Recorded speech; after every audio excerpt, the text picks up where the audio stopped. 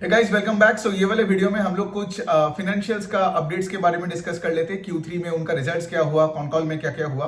ठीक है, तो सबसे पहले हम बात करते हैं इक्विटस स्मॉल फाइनेंस बैंक और उज्जीवन स्मॉल फाइनेंस बैंक की। बहुत लोगों का सवाल आते हैं यहाँ पे कि सर इनके स्टॉक्स गिर गया है, इनमें टर्न अराउंड कब आएगा, सो ऑन एंड सो फोर्थ। लेकिन सबसे पहले हमें जानना पड़ेगा कि बिजनेसेस में क्या हो रहा है। अब देखिए, इक्विटस और उज्जीवन दोनों में माइक्रो फाइनेंस का डिवीजन है। ठीक है, उज्जीवन में तो बहुत भारी माइक्रो फाइनेंस का एक डिवीजन है, लेकिन इक्विटस में भी है। और ऑफकोर्स आज आपको पता है कि कोई भी फाइनेंशियल हो, वेदर वो स्मॉल फाइनेंस बैंक हो, बड़े बैंक हो या कोई एनबीएफसी हो, राइट, अगर उनमें माइक्रो फाइनेंस का डिवीजन है तो वो स्ट्रगल कर रहा है। ठीक है, मतलब ये तो मतलब अक्रॉस द स्पेस हुआ है। ठीक है, सो बेसिकली अभी क्या हुआ, इक्विटस का अगर हम पहले बात करते हैं, इक्विटस का आई थिंक ये माइक्रो फाइनेंस का बुक में पूरा प्रॉब्लम होने से पहले आई थिंक उनका I think micro finance was around 18% of the total loan book. ठीक है, जबकि आप देखोगे इक्विटस का जो मेन जो प्रोडक्ट है वो है कि आपका स्मॉल बिजनेस लोन्स, फिर उनका अफोर्डेबल हाउसिंग भी है, कमर्शियल व्हीकल भी है, ऑटो लोन्स भी है, सो ऑन एंड सो फोर्थ। लेकिन अभी क्या हुआ, ये प्रॉब्लम की वजह से इक्विटस का प्रॉफिटेबिलिटी, आरओए सब इफेक्ट हो गया because of the problems only in the micro finance division. अब यही है ना कि इक्विटस का दूसरे डिविजन में उतना कोई प्रॉब्लम नहीं हुआ, लेकिन बिकॉज माइक्रो फाइनेंस में प्रॉब्लम इतना दिख गया, और फाइनेंशियल्स का तो आपको पता ही है ना, see financials are like a high leverage business. ठीक है, मतलब इनका डेट टू इक्विटी नंबर या इनका leverage ratio is always very high. तो अगर एक डिवीजन में भी प्रॉब्लम आता है तो बाकी सब डिवीजन ठीक है, तब भी ओवरऑल बिजनेस में आपको प्रॉब्लम दिखता है। तो इक्विटस में भी वही वाला पॉइंट है कि इनका जो माइक्रो फाइनेंस वाला जो डिवीजन है उसको डीग्रो किए जा रहे हैं अभी। I think now the micro finance division is less than 14% of the total book, और मैनेजमेंट ने यह भी बताया कि आगे जाके the micro finance division will be less than 10% of the total book. ये हो गया पहला वाला पॉइंट। दूसरा वाला पॉइंट है कि ठीक है, ये तो अच्छी बात है कि चलो अब मतलब बुरे टाइम में आप माइक्रो फाइनेंस के डिवीजन को घटा रहे हो और दूसरे लेट से सिक्योर्ड लेंडिंग पे आप ज्यादा फोकस कर रहे हो, क्योंकि इक्विटस का जो बाकी पार्ट ऑफ द बुक है विच इज आई थिंक 86% जो है ना, तो वो आपका पूरा secured part of the book है। लेकिन लॉजिकली आप सोचो कि अगर कोई भी कंपनी लेट से माइक्रो फाइनेंस को घटा के secured part of the book में ज्यादा फोकस कर रहा है, मतलब उनका यील्ड कम आएगा, राइट, मतलब इनका जो पहले जो निम्स आता था अभी वो निम्स उतना नहीं आएगा, उनका मार्जिन्स घट जाएगा। क्यों? Because micro finance is always the highest yielding product ना। माइक्रो फाइनेंस लोन्स में तो कंपनीज को 20, 25, 30% का लोन मतलब 30% का इंटरेस्ट मिलता है। लेकिन लेट्स से अगर आप अफोर्डेबल हाउसिंग में हो तो आपको कितना मिलेगा? 12, 13, 14% का मिलेगा। गोल्ड लोन में अगर गए तो 15, 16, 17, 18% के आसपास मिलेगा। और अगर आपने लेट्स से फॉर एग्जाम्पल कोई कॉर्पोरेट लोन्स दिए, वर्किंग कैपिटल एमएसएमई लोन्स दिए, तो वो तो 10, 8%, 9% के में आएगा। सो बेसिकली क्या है, ये सुन के अच्छा लगता है, ठीक है, कि भाई माइक्रो फाइनेंस को तो मैं घटा रहा हूं, लेकिन प्रॉब्लम ये होता है वो शेयर होल्डर के लिए एक्रेटिव नहीं होता है। फिर क्या होता है, इसका लॉजिकली सोचो, if you are reducing the micro finance part of the book, ठीक है, मतलब if you are reducing unsecured part of the book and increasing the secured part of the book, तो तुम्हारा लोन बुक का growth तो दिखेगा, AUM का growth तो दिखेगा, लेकिन तुम्हारा प्रॉफिटेबिलिटी में उस रेट से ग्रोथ नहीं दिखेगा। समझ में आ रहा है? मतलब यहां पे सोचो, तुम्हारे अगर लोन बुक 20% से भी ग्रो कर रहा है, लेकिन फिर तुम जब इनकम स्टेटमेंट देखोगे तुमको लगेगा अरे तो फिर ये जो नेट इंटरेस्ट इनकम का जो ग्रोथ है वो 12% से क्यों ग्रो किया? समझ में आ रहा है? बिकॉज तुम जो इंक्रीमेंटल जो पैसा को डिसबर्स कर रहे हो वो तुम लो यील्डिंग सिक्योर प्रोडक्ट्स में कर रहे हो, ठीक है। और ये सिर्फ इक्विटस का नहीं है, बहुत ऐसे फाइनेंशियल्स है जो ऐसे ही हालत से अभी गुजर रहा है। सो प्रॉब्लम क्या हो रहा है उनका, अब सोचो ना, एक तरफ सिंस आप लो यील्डिंग प्रोडक्ट्स पे ज्यादा फोकस कर रहे हो तो आपका इनकम स्टेटमेंट में टॉप लाइन में भी प्रॉब्लम आ रहा है, मतलब रेवेन्यू में ग्रोथ में भी इशू आ रहा है। और दूसरे साइड में सिंस माइक्रो फाइनेंस में प्रॉब्लम्स इतना है तो आपका यहां पे क्रेडिट कॉस्ट भी बढ़े जा रहे हैं, मतलब आपका यहां पे प्रोविजंस भी बढ़े जा रहे हैं। सो इसका मतलब क्या, इट्स अ डबल वैमी, है ना। मतलब टॉप लाइन जो तुम्हारा सेल्स है, जो टॉप लाइन है वो भी ग्रो नहीं कर रहा है at par with the loan book का ग्रोथ, एंड दूसरे साइड में तुम्हारा सिंस क्रेडिट कॉस्ट या प्रोविजंस इतना बढ़ गया कि तुम्हारा यहां पे ईपीएस में और कॉन्ट्रैक्शन हो रहा है। सो दोनों जगह से ईपीएस में यहां पे कॉन्ट्रैक्शन दिख रहा है यहां पे। इसीलिए आप देखोगे कोई भी कंपनी हो जिनका लेट से माइक्रो फाइनेंस में एक्सपोजर है और वो अपने वो एक्सपोजर को घटा के नॉन माइक्रो फाइनेंस सेगमेंट पे, ये home loan, car loan, gold loan, ठीक है, ये सब में फोकस कर रहा है, आप देखोगे सारे के सारे फाइनेंशियल्स में यही प्रॉब्लम्स हो रहे हैं। तो इक्विटस का भी ऐसा ही सीन है, एंड आई थिंक मैनेजमेंट ने कॉनकॉल ने भी वही बताया कि उनका जो यील्ड मिलता था, because when you have 18-20% of the book in micro finance, जो उनका यील्ड और नेट इंटरेस्ट मार्जिन होता था, अब जब गोइंग फॉरवर्ड जब इक्विटस का माइक्रो फाइनेंस का contribution will be less than 10%, yields will get affected, है ना, आरओए विल गेट अफेक्टेड। तो यही हुआ है। और क्या हुआ है कॉनकॉल में, अब देखिए, अब द होल पॉइंट इसके लिए कंपनी अभी क्या फोकस कर रहे हैं, माइक्रो लैप, ठीक है। सो अभी it's basically like micro lap is basically like loan against property है, ठीक है। वो बिजनेस टाइप का लोन होता है, छोटे छोटे बिजनेस टाइप का लोन होते हैं, मतलब एकदम सेमी अर्बन रूरल एरियाज के लोगों को देते हैं। So what Equitas is trying to do is they are trying to now focus more on the micro LAP का बुक, बिकॉज उसका yield is similar to the yield in the micro finance book. समझ में आ रहा है? लेकिन फिर भी माइक्रो लैप का यील्ड कभी माइक्रो फाइनेंस यील्ड के ऊपर नहीं जा सकता है, ठीक है। तो ये देखना पड़ेगा। और दूसरे साइड में इक्विटस का अभी भी अफोर्डेबल हाउसिंग का जो सेगमेंट है वो अच्छे से ग्रो कर रहा है, लेकिन अभी भी वो ब्रेक इवन नहीं हुआ है। तो ये सब चीजों के वजह से क्या हुआ है, ये सब चीजों के वजह से इक्विटस का रिटर्न रेशियोज में बहुत इफेक्ट हो रहा है, ठीक है।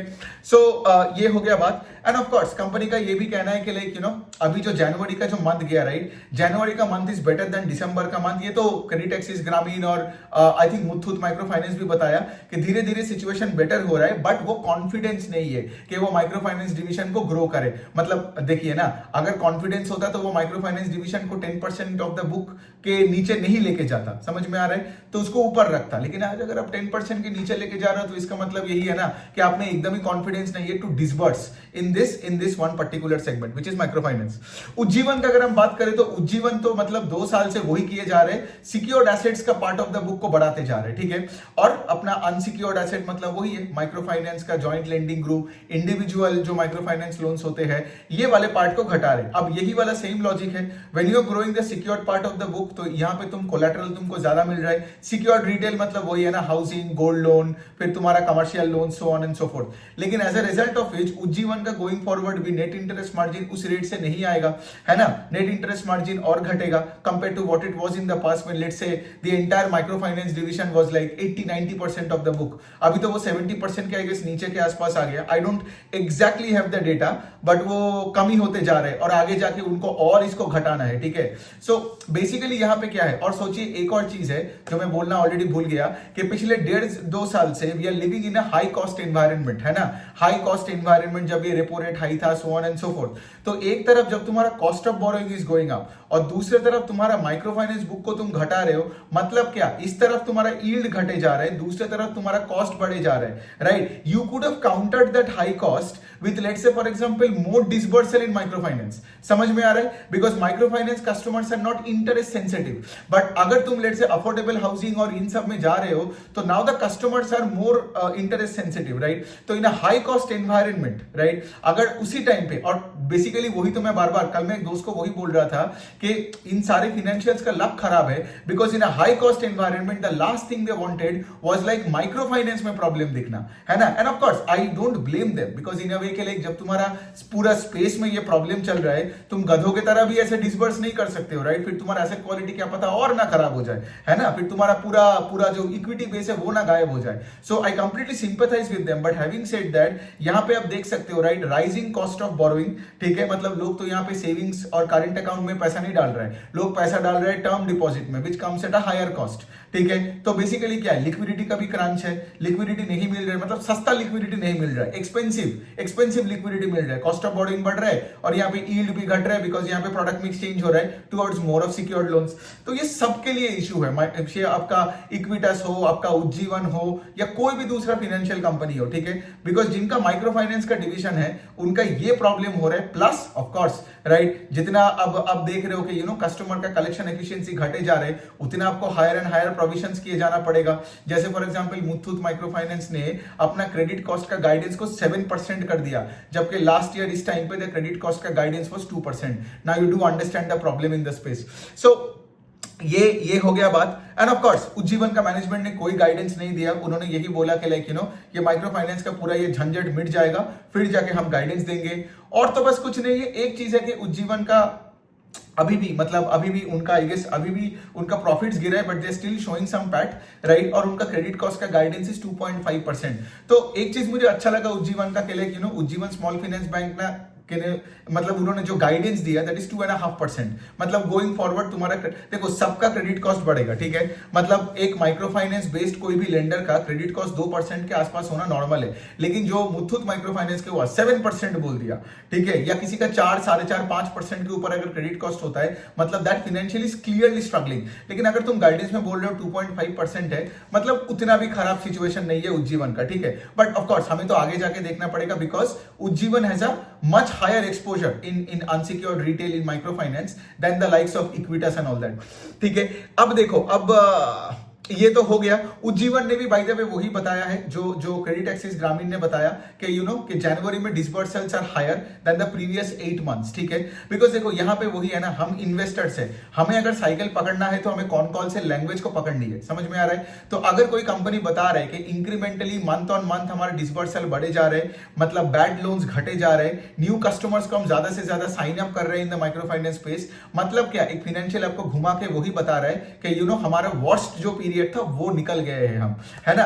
तो मार्केट में एज एन एनालिस्ट और एज एन इन्वेस्टर हमें देखना है कि आगे किस तरफ दुनिया जा रहे हैं, और हमें यही मतलब चीजों पे फोकस करना पड़ेगा और अपने दिमाग में कनेक्ट करना पड़ेगा डॉट्स को, एंड कॉमन सेंसिकली काम करना पड़ेगा। सो एनी विच वे, सो ये हो गया उज्जीवन का। और अभी हम थोड़ा बात करते हैं नॉर्दर्न आर्क कैपिटल का। तो नॉर्दर्न आर्क कैपिटल का एक लास्ट ईयर कोई आईपीओ आया, ये इनका हर जगह में मतलब इनका पोर्टफोलियो है। ये लोग एमएसएमई लेंडिंग करते हैं, माइक्रो फाइनेंस लेंडिंग करते हैं, फिर इनका एग्री एक बुक है, फिर आई थिंक इनका व्हीकल फाइनेंस का एक बुक है, और पता नहीं आई थिंक इनका अफोर्डेबल हाउसिंग का भी एक बुक है। ठीक है, सो बेसिकली सारे सेगमेंट्स में ये लेंड करते हैं। ठीक है, और इनका भी वही वाला सीन है। ठीक है, इनका जो I think MSME part of the book है, दैट इज आई थिंक, पता नहीं मैंने लिखा कि नहीं यहाँ पे, हाँ मैंने लिखा है। सो द एमएसएमई का जो कंट्रीब्यूशन है, जो बिजनेसेस को लोन्स देते हैं, small business loans, that is 40% of the book of northern Arc capital. और यहाँ पे भी वही वाला सीन है कि micro finance is around 20-23% of the loan book, समझ में आ रहा है। और दूसरा जो है इनका कुछ कंज्यूमर रिटेल प्रोडक्ट्स है, which is I think another 30% of the loan book. So इसका क्या मतलब, 1/5 ऑफ पूरा नॉर्दर्न आर्क कैपिटल का loan book is in micro finance. अब मैंने क्या बोला, कोई भी कंपनी हो जिसमें अगर माइक्रो फाइनेंस पूरा हो, आधा हो, थोड़ा हो, right, they are into problems in the sense मत के लाइक इनके प्रॉफिटेबिलिटी में ग्रोथ नहीं है, इनके एसेट क्वालिटी खराब दिख रहा है। जैसे यहाँ पे भी नॉर्दर्न आर्क कैपिटल के भी अगर मैं बताऊं, राइट, इनका GNPA number has gone up, NNPA number has gone up. Although having said that, एक बात मैं बोलना चाहता हूं कि even though this company has 20% of the book in micro finance, इनका एक्चुअल में उतना प्रॉब्लम दिखा नहीं Q3 में, compare to say for example जब मैं अरमान का रिजल्ट देखा, या लेट से मैं इक्विटस का रिजल्ट देखा, या दूसरा कोई अगर कंपनी का मैं नंबर देखता हूं इन स्मॉल फाइनेंस बैंक और एनबीएफसीज में। देखो, मैं ये नहीं बोल रहा हूं कि ये लोग प्रोविजन एग्रेसिवली नहीं कर रहे हैं, मैं वो नहीं बता रहा हूं, लेकिन मैं ये बता रहा हूं कि तुम्हारा जो मुझे सरप्राइजिंग लगा नॉर्दर्न आर्क कैपिटल का, कि तुम्हारा 20% एक्सपोजर इन माइक्रो फाइनेंस होने के बावजूद भी तुम्हारा यहाँ पे लोन बुक ग्रो किया 15% से, एंड दूसरे साइड लोन बुक मतलब दी ओवरऑल लोन बुक, ठीक है, एंड दूसरे साइड से तुम्हारा आरओई का नंबर 13 से 9% हुआ। ऑफ कोर्स पैट फेल, इसीलिए तो ROE fail, but having said that अभी भी तुम्हारा आरओई 9% है, जबकि तुम्हारा 1/5 of the book is in micro finance. ठीक है, बट ऑफ कोर्स इनका मैंने कॉल नहीं सुना, ये सुनना पड़ेगा, इनका तो आई गेस 2-3 दिन पहले नंबर्स आया था। अब देखो, द पॉइंट इज दिस के यहां पे अगर नॉर्दर्न आर्क का बताऊं तो वो भी वही कर रहे हैं जो इक्विटस कर रहे हैं। ठीक है, नॉर्दर्न आर्क भी क्या कर रहे हैं, माइक्रो फाइनेंस से अपने एक्सपोजर को घटा रहे हैं, और दूसरे साइड ऑफ द बिजनेसेस में जैसे एमएसएमई, अफोर्डेबल हाउसिंग, फिर उसके बाद आपका ये जो बोलो ना vehicle finance and all that, यहां पे ज्यादा डिप्लॉय कर रहे हैं। अब क्या प्रॉब्लम है, वही, क्योंकि क्या बोला मैंने, लोन बुक ग्रोथ है तुम्हारा 15% से, लेकिन रेवेन्यू ग्रोथ कितना हुआ, 8%। रेवेन्यू ग्रोथ मतलब इनकम स्टेटमेंट का top line. Now do you understand क्यों रेवेन्यू ग्रोथ लोन बुक के ग्रोथ से कम है? बिकॉज अभी वो लोग हाई यील्डिंग जो प्रोडक्ट है माइक्रो फाइनेंस, उस पर नहीं फोकस कर रहे हैं the low yielding secured part of the book में। समझ में आ रहा है? इसीलिए the revenue growth is always lower than the loan book का ग्रोथ। समझ में आ रहा है? तो ये वेरी वेरी क्रिटिकल है। आपने अगर मेरा वो फाइनेंशियल वर्कशॉप नहीं लिया ना, तो वो ले लो, ठीक है, मैं उसका रजिस्ट्रेशन डिटेल्स डाल दूंगा। फिर आपको ना ये सारी चीजें एकदम पानी की तरह लगेगा, और ऐसे आपको एनालिसिस करना पड़ेगा कि क्यों रेवेन्यू ग्रोथ एयूएम ग्रोथ से कम हो रहा है। Because product mix is shifting, not only for northern arc but most companies, क्योंकि सारे के सारे कंपनीज अपने माइक्रो फाइनेंस से फोकस शिफ्ट करके दूसरे साइड में जा रहे हैं, बट उसमें यील्ड कम हो रहा है। और एज एन इन्वेस्टर पता है प्रॉब्लम क्या है? ये देख के तो अच्छा लगता है, हाँ भाई तुम वहां पे जा रहे हो, कोलैटरल रहेगा, सिक्योर्ड रहेगा, ए एंड ऑल दैट। पहला पॉइंट तो है कि सिक्योर्ड एसेट का मतलब ये भी नहीं है कि बाय डिफॉल्ट वो सेफ है, ठीक है। ये एक मिसकॉन्सेप्शन बहुत लोगों के पास होता है कि अनसिक्योर्ड मतलब ही घपला है, सिक्योर्ड मतलब ही ठीक है। ऐसा भी नहीं है, हमें बिजनेस को ट्रैक करना पड़ेगा। और दूसरा साइड ये है कि तुमने अगर secured part of the book को इतना बढ़ा दिया, तुम्हारा निम्स घटता जाएगा। समझ में आ रहा है? और अगर हम राइजिंग कॉस्ट ऑफ एनवायरनमेंट में और 1-2 साल रहा और माइक्रो फाइनेंस में से और प्रॉब्लम रहा, तो क्या पता आप देखोगे आगे जाके किसी का आरओई तो ऊपर जाएगा ही नहीं, सबके सब नीचे की तरफ जाएगा, which is not good for share holder ना। बिकॉज अगर आरओई ऊपर की तरफ नहीं जा रहे, अगर ईपीएस में ग्रोथ नहीं मिल रहा है, तो शेयर होल्डर पैसे कैसे बनाएगा, है ना। सो ये है बात। अब देखो ये है नॉर्दर्न आर्क का कैपिटल का सारी चीजें, कौन कॉल पढ़ना पड़ेगा, बाद में मैं एक और वीडियो बना दूंगा। अब एक और कंपनी है अरमान फाइनेंशियल्स। ऑफ कोर्स देखो अभी अरमान का भी वही वाला सीन है एकदम। इस बार अरमान ने लॉस दिखाया। I think I have never seen Arman reporting losses, है ना।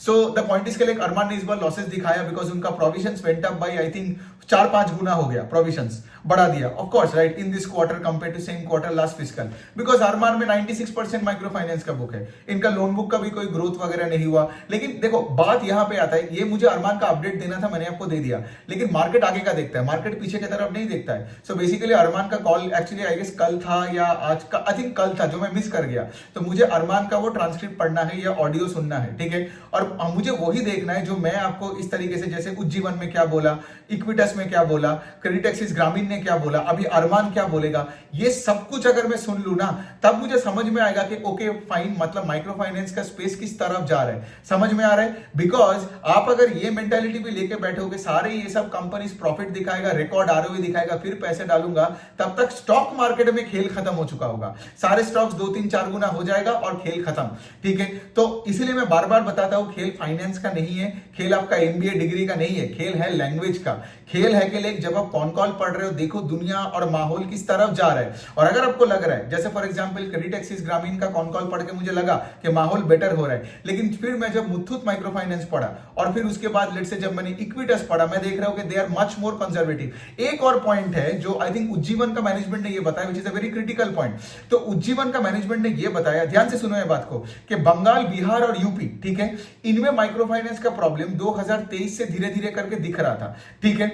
और बाकी का जो स्टेट्स था like Maharashtra, Rajasthan, MP and all that, उनमें तब नहीं दिख रहा था। लेकिन आज जब अगर आप देखोगे कि बंगाल और यूपी और बिहार में यहां पे कलेक्शन एफिशिएंसी अच्छे होते जा रहे हैं, जबकि एमपी, राजस्थान में थोड़ा बहुत करके प्रॉब्लम्स दिख रहा है। इसका मतलब क्या, कौन से माइक्रो फाइनेंस कंपनी कौन से ज्योग्राफी में है, वो भी बहुत क्रिटिकल है आपको जानने का, समझ में आ रहा है। तो अगर लेट से आप ऐसे शहरों में हो जहां पे प्रॉब्लम है, तो उसका कॉन कॉल में मैनेजमेंट ये कभी नहीं बोल पाएगा कि हम डिसबर्समेंट बढ़ा रहे हैं, हमारा सिचुएशन बेटर हो रहा है, होगा ही नहीं। लेकिन जब एक दूसरा कंपनी अपने कॉन कॉल में ये बता रहा है कि लाइक यू नो हमारा सिचुएशन बेटर हो रहा है, मे बी वो ऐसे ज्योग्राफीज में है, ठीक है, जहां पे लेट से फॉर एग्जांपल सिचुएशन से बाहर आ रहे हैं। तो उज्जीवन का मैनेजमेंट ने एक्चुअली ये बहुत एक अच्छी पॉइंट पे फोकस किया कि आप कहां पे हो, वो डिटरमाइन कर, मतलब वो भी करेगा कि आपका रिकवरी कितने जल्दी होगा, समझ में आ रहा है। तो वो भी आपको यहां पे देखना पड़ेगा। सो ये हो गया बात। बाय द वे अरमान का भी ये बिहार में, यूपी में अच्छा खासा प्रेजेंस है, तो देखना पड़ेगा।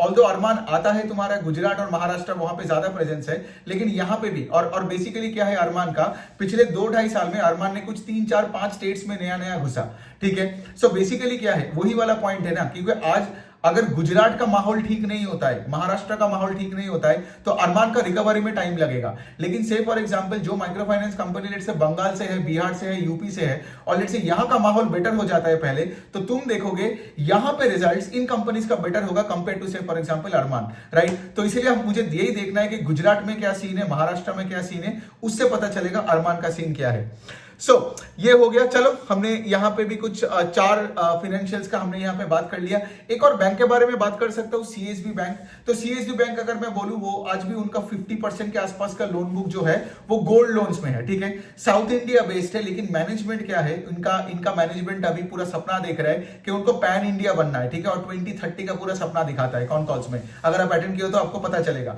और CSB bank going forward doesn't only want to become a gold lending organisation, ठीक है। तो ये लोग अपने रिटेल डिविजन्स सारे नया डिविजन्स खोल रहे हैं। क्रेडिट कार्ड का हो गया, फिर आई थिंक हाउसिंग हो गया, फिर उसके बाद ऑटो स्पेस में हो गया, वेल्थ मैनेजमेंट का बाद में बात कर रहे हैं। So basically they want to become a fully fledged bank, ठीक है, and they want to scale across the country. और इनको 2030 के टाइम में they want to be known as they would want to be known as a pan India bank, let's say HDFC bank की तरह, Axis bank की तरह, ठीक है, not a regionalised bank in South India. अब सोचो यहाँ पे बहुत सारी चीजें हैं। जब कोई इतने सारे पैन इंडिया का ख्वाब देखता है, नया डिविजन्स खोलने का बात करता है, तो यहाँ पे मैन पावर, टेक्नोलॉजी, फिर उसके बाद आपका ये बोलो ना नया ब्रांचेस खोलने के लिए रेंट वगैरह, तो आपका खर्चा बढ़ जाता है। तो जब आपका खर्चा बढ़ता है तो आपका cost to income goes up. When cost to income goes up that becomes a hit on your margins.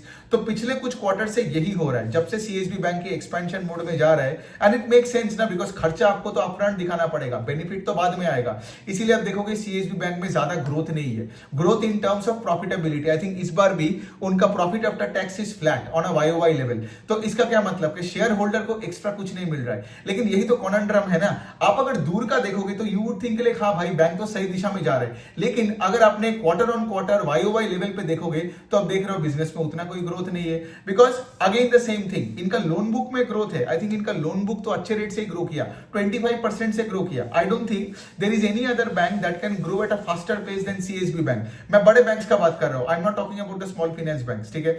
तो बड़े बैंक्स में, बड़े एंड मिड साइज बैंक्स में of course 25%, even IDFC First bank grew 22%। तो सीएसबी और IDFC First bank are the two banks that can grow north of 20%, ठीक है। IDFC का तो चलो दूसरा प्रॉब्लम आ गया माइक्रो फाइनेंस की वजह से, उसका तो हमने ऑलरेडी डिस्कशन कर चुके। लेकिन सीएसबी का सोचो ना, 26% का लोन बुक है, लेकिन मतलब लोन बुक का ग्रोथ है, लेकिन तुम्हारा पैट में ग्रोथ नहीं है। नाउ यू अंडरस्टैंड व्हाई, क्योंकि यहां पे there is immense pressure on expenses, ठीक है। तो इनकम स्टेटमेंट में इतना इमेंस प्रेशर ऑन एक्सपेंसेस है कि तुम्हारा लोन बुक ग्रो करने के बावजूद भी इतना expenses, because they are scaling up the business ना, तो तुम्हारे पैट में कोई ग्रोथ नहीं है। सो ये हो गया बात। इनका एसेट क्वालिटी ठीक है, कोई प्रॉब्लम नहीं है। GNPA number is 1.5%।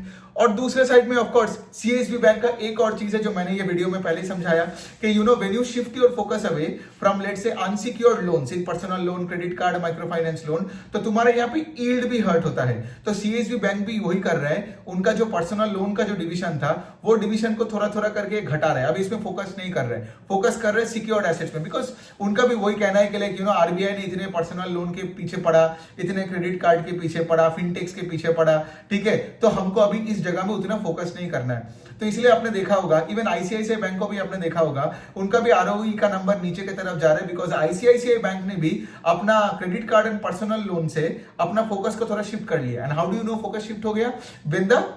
when the divisions grow at a slower pace, because पहले तो आईसीआईसीआई बैंक का credit card and personal loan would grow north of 40%। अभी कितना ग्रो किया इस क्वार्टर में? Q3 ओवर Q3 में 10, 12, 15% के रेंज में। मतलब क्या है, अभी आपको ट्रेंड समझ में आ रहा है। एक लोग सारे माइक्रो फाइनेंस से अपने फोकस हटा रहे हैं, और दूसरे जो लोग हैं इन द फाइनेंशियल स्पेस, में लेंडिंग का बात कर रहा हूं, वहां पे ये लोग क्या कर रहे हैं, ये लोग अपने ये unsecured credit card and personal loan से भी अपने फोकस को शिफ्ट कर रहे हैं। सो यही हो गया बात। अब देखो सीएसबी बैंक का तो they're moving in the right direction, but जब तक ये कॉस्ट का प्रेशर रहेगा तब तक आरओई का नंबर नहीं बढ़ेगा। सीएसबी बैंक का आरओई कितना होगा? 14-15% के आसपास होगा। So I would want the ROE number to go up ना, but I also do understand कि जब तुम ये सब डिविजन्स को खोल रहे हो नया नया, it takes a lot of time. And of course एक एक डिवीजन प्रॉफिटेबल होने में 2-3 साल लग जाता है ना। और सोचो उस 2-3 साल में कितना खर्चा है, ऑल दैट। एंड क्या पता 2-3 साल बाद कोई साइकिल घूम जाए, कोई और प्रॉब्लम आ जाए और 2 साल लग जाए, है ना। तो ये सब भी हो सकता है ना। तो business is war, as I से।